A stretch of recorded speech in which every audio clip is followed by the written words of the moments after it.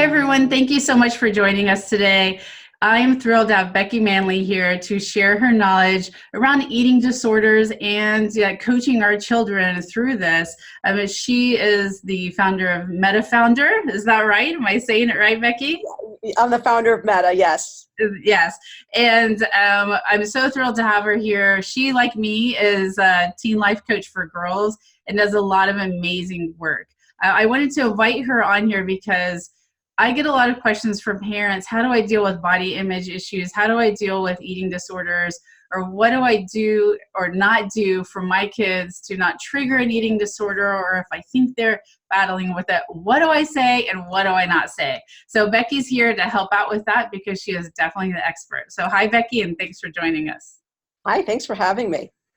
So where should we start? This is a very complicated issue. It is. It's a really complicated issue, and it's really rampant in our culture. Eating disorders are. Over 30 million individuals in the United States suffer from some type of eating disorder.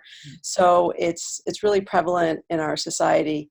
And parents can really do a ton of things on the prevention end as far as helping their son or daughter develop a healthy body image. Mm-hmm. Let me stop you right there, Becky, because there is a common misconception that eating disorders are a girl thing. So you mentioned boys there. Yes. So eating disorders affect all cultures, all races, all sexes. And I would say that especially in the LGBTQ community, eating disorders are really rampant and on the rise. So, and amongst young men, I see a lot of young athletes who are struggling with body image concerns and disordered eating. Mm-hmm. A lot of times what happens is that an athlete will try to make weight for their sport, and then they quickly realize that, gee, that feels good. And it becomes a coping strategy for other types of things that they're feeling. Right. Okay. And so it can start that way. Mm-hmm. So a lot of people think that eating disorders are just about losing weight. And the more that I kind of read about it and learn about it, there's so much more to it. There's so much more. Actually, eating disorders are really a coping strategy for intense emotions. Mm-hmm. And so it's a way of figuring out how to regulate themselves inside. And so as much as we talk about food, weight, diet, and exercise when we educate about eating disorders, they're really not about food at all. They're about emotions. Mm-hmm. And so it makes sense, like right now with anxiety and depression on the rise in our teen population, that we would see a bump in eating disorders. Is that what the data supports? Absolutely. And there's a rise in depression, and there's a rise in anxiety and anxiety disorders as well. And so it's something that we're seeing with individuals younger and younger. When I first started the organization in 1994, I very rarely saw someone under the age of 14. And now we're seeing kids as young as 9 and 10 who are coming into the office who are struggling with some type of disordered eating behavior. That's really sad to see that. And I saw a stat, I don't remember the stat, maybe you know it, about something about the first diet that kids have gone on. What is the age of that? Do you know that stat offhand? So, I mean, look, there's a lot of different research out there. They're saying that, 80% of 10-year-old girls, for instance, are looking to change their body shape or size in some way. So when we're talking about parent education, we want to really think about how parents, who usually are our kids, are the role models, right, in the family, what can they do to help deter that? Mm-hmm. And one of the things that I talk a lot about with parents is not dieting. Dieters are 8 times more likely to develop an eating disorder. Mm-hmm. And it's really hard because we're in this culture of every time you turn around, it's the keto diet, it's the South Beach diet, it's the potato diet, it's whatever diet is that's happening, the newest and the greatest. And what we're finding is that there really is not good research with long-term effect of dieting that they really work. And really, if any diet really did work, why are there so many of them, right? I don't know if you saw in the Boston Globe this weekend, on the cover of Boston Magazine, there was a whole article about the dieting industry and figuring out what diet works. And the answer is they don't really know. Yeah. So helping parents to have a household that is, number one, body positive. And what I mean by that is that really celebrating all the different shapes and sizes of the children and the people in your household. For instance, I have 3 daughters, and they all 3 have different body shapes and sizes. My sister and I, we have a different shape and size. So it's kind of celebrating diversity and trying not to compare one child's body size with another. And also for moms and dads, not comparing your body size or shape with that of your friends as well.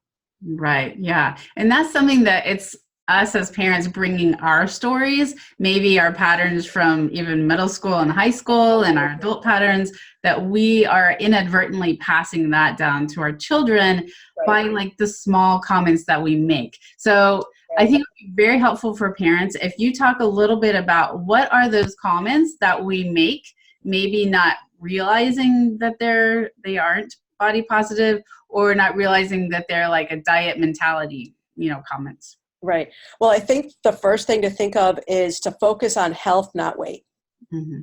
And that's really a big kind of something that I can't stress enough, is to focus on the health of your child, not the weight of your child. And that no child should be losing or gaining weight unless their primary care physician says it's medically necessary to do so. So that's just the first thing I want to say. So things that parents say that they don't mean any harm by, and again, I think you said growing up in your own household as a child, what your parents said to you. So for instance, I grew up in the Clean Plate Club, where if we ate everything on our plate, that was a great thing. But what that did was it didn't teach me to regulate my own hunger and tune into my own fullness level. So I was eating to please others, not eating to please myself, meaning eating more than maybe my body wanted or less than my body wanted. So helping kids just with their language, talk about their body in terms of fullness. So number 1 is no Clean Plate Club, for instance. Number 2 is, do you really want that? Do you really want to eat that?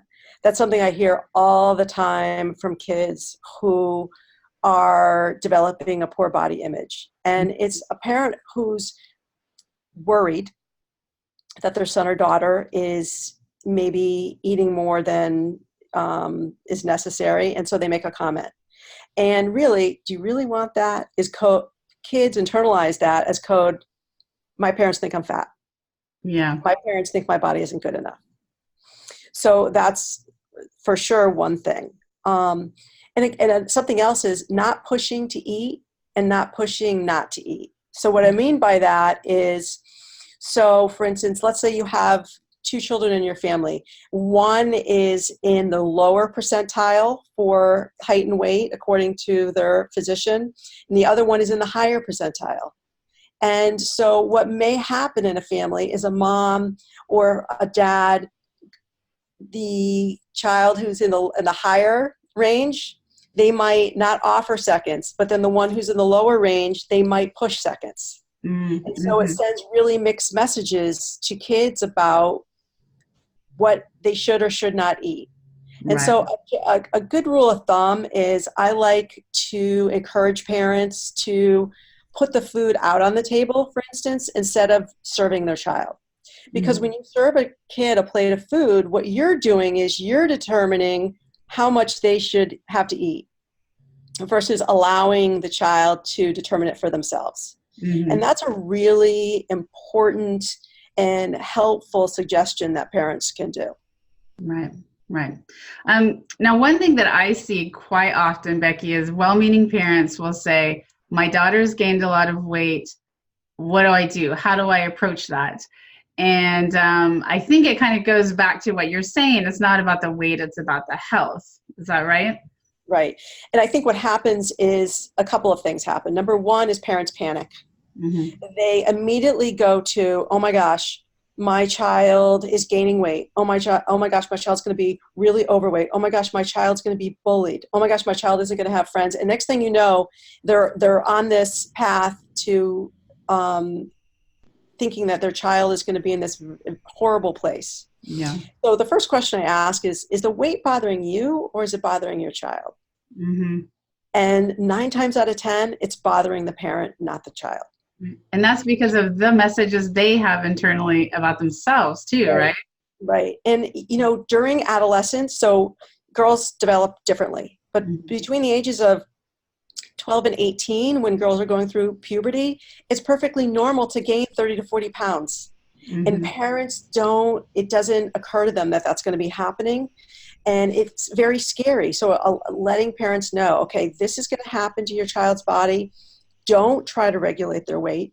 Don't try to regulate what they're eating. But instead, what's your role? Your role as a parent is to provide the what and the when. And your child's job is to determine how much.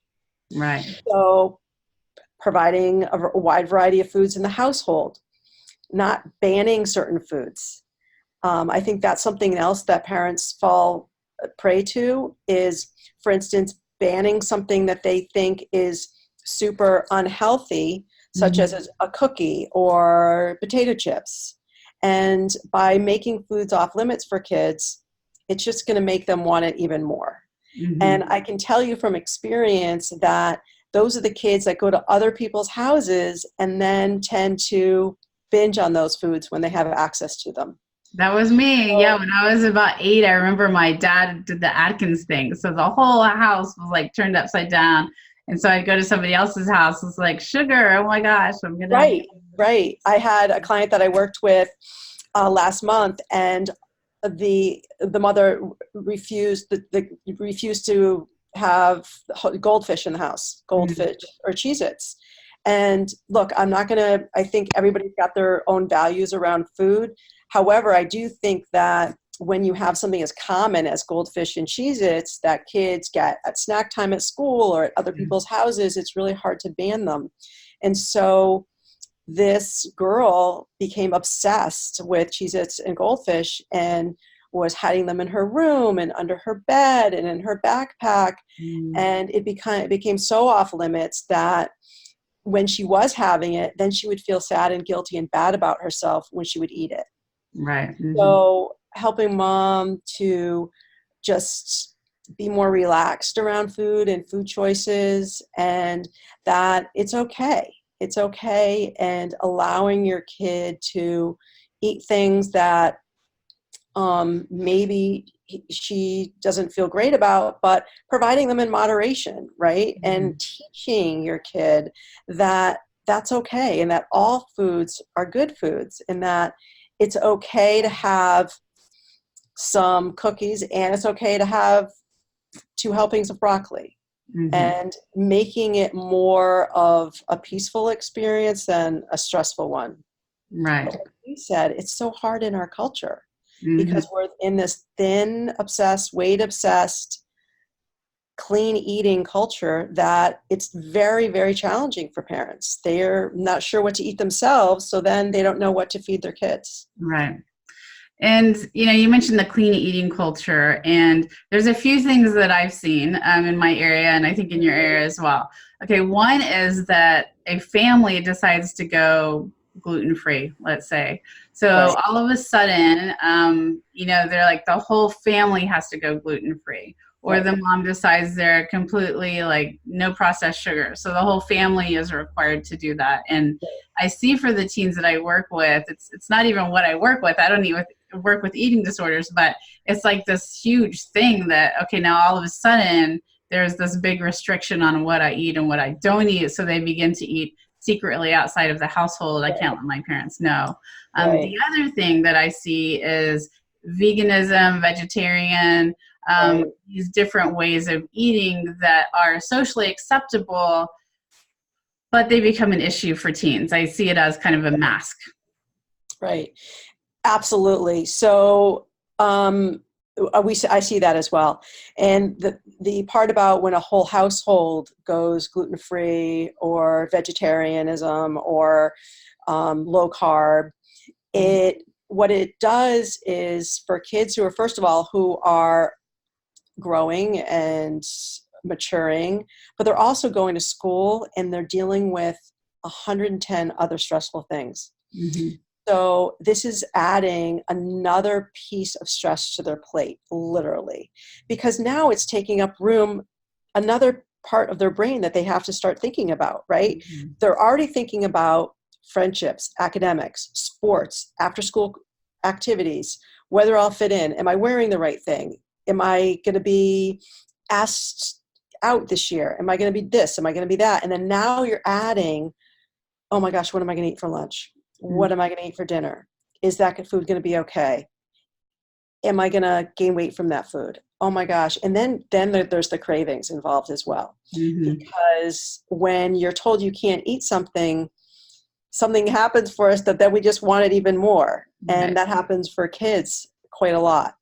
Mm-hmm. As far as vegetarianism, I've seen a lot of kids who start that process as a way to lose weight.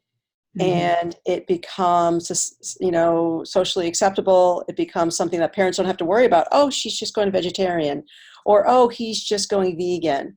Mm-hmm. And that's great. And I tell them, have they met with a nutritionist? Because it is extremely difficult to get enough protein being vegan if you aren't properly educated. Right. So making sure that they're meeting with a skilled dietitian who's helping them get the nutrients they need. Mm-hmm. And, paying close attention, again, to eating habits and whether food becomes too much of a focus. Mm-hmm. Because when a kid starts to obsess around food, weight, diet, calories, exercise, that's a red flag. Something's going on, and get them some support ASAP. Mm-hmm. And what does that support look like? Because maybe it's not an eating disorder yet, but you can kind of see these signs, like you said, the red flags this is heading that way. Right. So support can take all types of, forms. For someone who has an eating disorder, it would require a team approach. That's really the best approach for treatment, which is seeing their primary care physician, making sure that they have blood work done, making sure that they're getting their blood pressure checked, mm-hmm. meeting with a coach or a therapist, seeing a dietitian, maybe a psychiatrist if they're in need of some type of medication. For a kid who's struggling with disordered eating, I would say that seeing someone to talk about what's going on and their feelings would be really important. Mm-hmm. So seeing a coach, seeing a therapist, and then touching base with a dietitian would be really important, as well as parent education. Because sometimes parents wait too long and they think it's just a phase that their kid is going through. And then by the time they seek help, they are fully entrenched in an eating disorder. Mm-hmm. So what I say to parents is get help sooner versus later. And that the sooner someone gets into treatment, the better and the quicker chances of recovery. Mm-hmm. So one of the things that MEDA does so well is that we go into schools and we educate guidance counselors and school nurses, as well as parents, as to the things to look for, the signs and symptoms, so that they can detect it and they can get help for these kids sooner. Right. Because, like I was saying earlier, eating disorders are a coping strategy.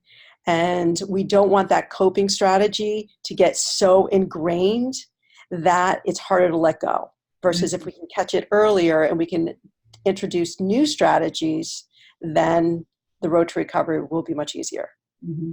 So let's say you have a daughter or son and you suspect there's something there, right? Yep. How do you approach them? Because if you just come out and say, I think you have an eating disorder, I feel like that's going to bring their defensiveness out. Totally. I would never recommend that someone diagnose either someone else's child or a friend or their child unless they're skilled in doing so, because you're absolutely right. That will scare the person off. But what I do encourage parents to say is, you know what? kind of worried about you. I've noticed that you're really talking about food a lot, or gee, I've noticed that you've been isolating a lot, or you haven't wanted to join us for family meals, or you've been really worried when you can't exercise. I'm kind of curious about that. Would you be interested in talking to someone about what might be going on for you? Mm-hmm. So to approach it that way and to see what the response is. Mm-hmm. And again, don't ignore it. Don't let it go on too long. And parents generally have a really good gut instinct. And if you feel like something's wrong, then something probably is. Right. That's so true. So talk to somebody about it. Yeah, that's great advice. One last thing before we wrap things up is the idea of good and bad eating. I think that's one thing that we as a society and as parents, although we're well-meaning to say these are good foods, these are bads, do you feel like there is, that does trigger some unhealthy food kind of responses when we as a family are saying, well, that's good if you eat broccoli, that's bad if you have a cookie? Absolutely, because what ends up happening is then you're assigning moral judgment to a food. And what ends up happening then is then kids feel like, oh, if I eat a good food, I'm good. If I eat a bad food, then I'm bad. Or if I eat a good food, my body's good. Or if I'm going to eat a bad food, my body will be bad. And so by kind of just throwing that out the window, and I'm not saying that a stick of broccoli equals a fudge brownie nutritionally, but what I am saying is that by allowing your child to have the ability to have both of those foods, that without being anxious or nervous about it, because when you were anxious or nervous, our kids pick up on that. So by making them equal in the sense that absolutely you can have a brownie and absolutely you can have broccoli, and making it more about how does that food make your body feel versus telling you that that's bad for you. For instance, one of the things when my kids were little, we would go to McDonald's, like we were on the road and we were going to a basketball game and we were really busy and we'd stop at McDonald's. And afterwards we used to call it Mick regret because our bodies feel so bad after we ate it. So I was never telling them that it was a bad food, but what I was saying was, gosh, how does your body feel after this, after eating this food? Or, you know what, I love McDonald's French fries. Do I want to eat it every single day for every single meal? No. Is it okay to have it every once in a while? Absolutely. And so funny you say that. We went to, every time we go to McDonald's, which is probably twice a year, the whole family's like, oh my gosh, I have a headache. Oh, my stomach hurts. And we're like, it's not McDonald's. Why do we do that? You know? Right. So, you know, allowing, and again, it's, you're providing the food for kids, talk to them about how it makes their body feel. Talk to them about hunger and fullness. That's something that's really important, is how hungry do you feel like right now? So maybe instead of saying to a 6-year-old who's hungry right after dinner and saying, do you really want that? You just ate. Are you really hungry? Wow, I can't believe you're hungry again. And putting shame around how that child might be feeling is saying, gee, what's your body feeling like right now? And asking them questions. Do you feel bored? Do you feel tired? Are you thirsty? And asking kids more questions versus putting shame and blame around their hunger issues. Does that make sense? That makes a lot of sense. And with teens, like they're hungry all the time, especially all the time. Boys. So yeah, my 16-year-old will have a meal and then 30 minutes later, I'm hungry. So, you know, that's their bodies. Right. I made my dad, I had members of the girls basketball team over a number of months ago, and they came and I made this dinner, and it was right after practice, and he said, wow, those girls can really eat. And I said, don't ever comment on what they're eating. And he was like, oh my gosh, that's right. And it's interesting because if it was a boys basketball team that was over, no one would have said a thing. But I think in our culture, again, for girls to have hearty appetites, it's something that people aren't maybe used to, or it's something that it's not talked about as much. But embracing appetite, allowing them to have it, not shaming or guilting around feeling what they're eating or how they're eating it.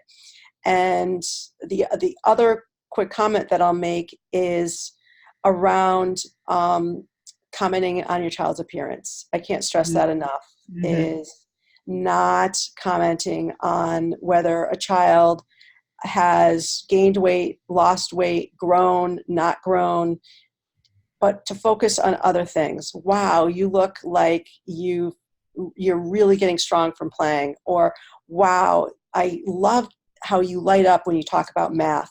So to talk about things that are really not around physical appearance related to height and weight, I think is also something that parents can do that's really preventative. So true. And one thing, I might just put out a list of things to say or not to say in the dressing room. And one of them is, oh, that makes you look really skinny. Because in our minds with our stories, that's a compliment. But then the daughter's like constantly, does this make me look skinny? Am I fat? And it just makes me look skinny. And, those inner comments. Right. Absolutely. And for salespeople as well, I think that they're trying to sell their clothes and they're constantly commenting, especially on teenagers and their bodies. And it needs to stop, because it's not about what they look like. It's how they feel in the clothes and whether they feel good. And that's the bottom line. And then I also think when you comment on that, then it makes it seem like, okay, so someone in a larger body, that body isn't good. Right. Yeah. And there are many people who live in larger bodies who are so healthy and perfectly healthy, but you can't tell by looking at someone whether someone's healthy or not. Right. But in our culture, we're taught to think that. And so that isn't okay. And it makes stigma around weight in our society more prevalent. And that's what causes kids to tease other kids about what they look like. And that just needs to stop. Right. So we have covered so much. I think, like, to sum it up, the first thing is we have to think back to what are our stories and our messages that we are bringing from our past and handing down to our children. We need to make sure that we're thinking what are the healthy ones that we can keep and what are the ones that we need to let go of. That's the first thing. Second thing is to not make food good or bad. And also to not make it a focus, that it's, it's just one thing that we're doing in life. It's not everything. And It's definitely not about appearances, especially when we're thinking about eating disorders. I think that's super important for us to know as parents, that it's about control. It's about coping, not about their figure. Right. Yeah.